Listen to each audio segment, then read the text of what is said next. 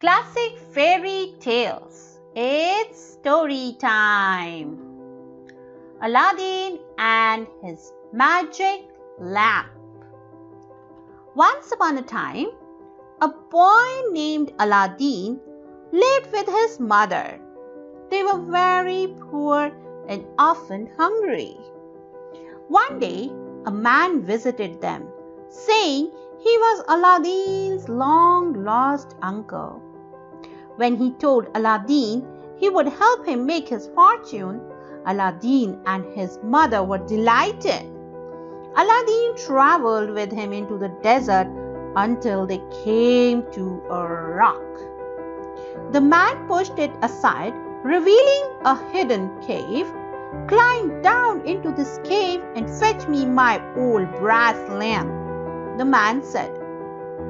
"And remember, don't touch anything except the lamp. Wear this magic ring to protect you."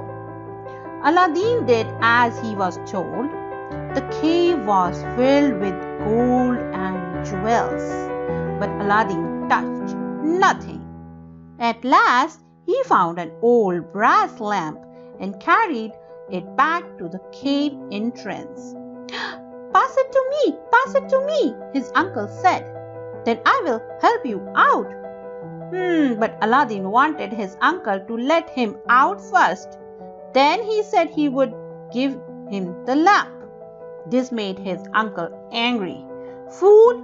the man roared, and he rolled the rock back over the cave, trapping Aladdin inside. "Uncle, uncle!" Aladdin cried. "Let me out, uncle! Please let me out!" "Fool! I'm not your uncle," said the man. "I'm a sorcerer. Stay there for good if you won't give me the lamp." As Aladdin wrung his hands in despair, he rubbed the magic ring on his finger. Suddenly, a genie sprang out and asked, "What do you require, master?" Astonished, Aladdin told the genie to take him home. In a flash, Aladdin was outside his mother's house. Still poor and hungry, Aladdin polished the old lamp, hoping to sell it to get money for food. But as he rubbed the lamp clean, another genie jumped out. This time Aladdin asked for food and money so that he and his mother could live his life in comfort.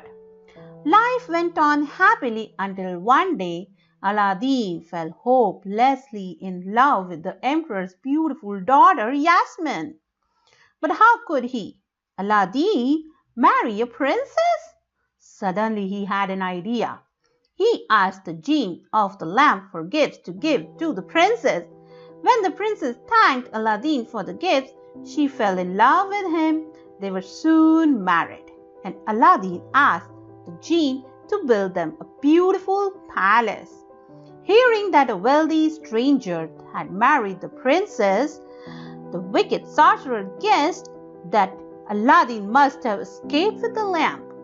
One day, when Aladdin was out, the sorcerer disguised himself as a poor tradesman, and he stood outside the palace calling out, "New lamps for old!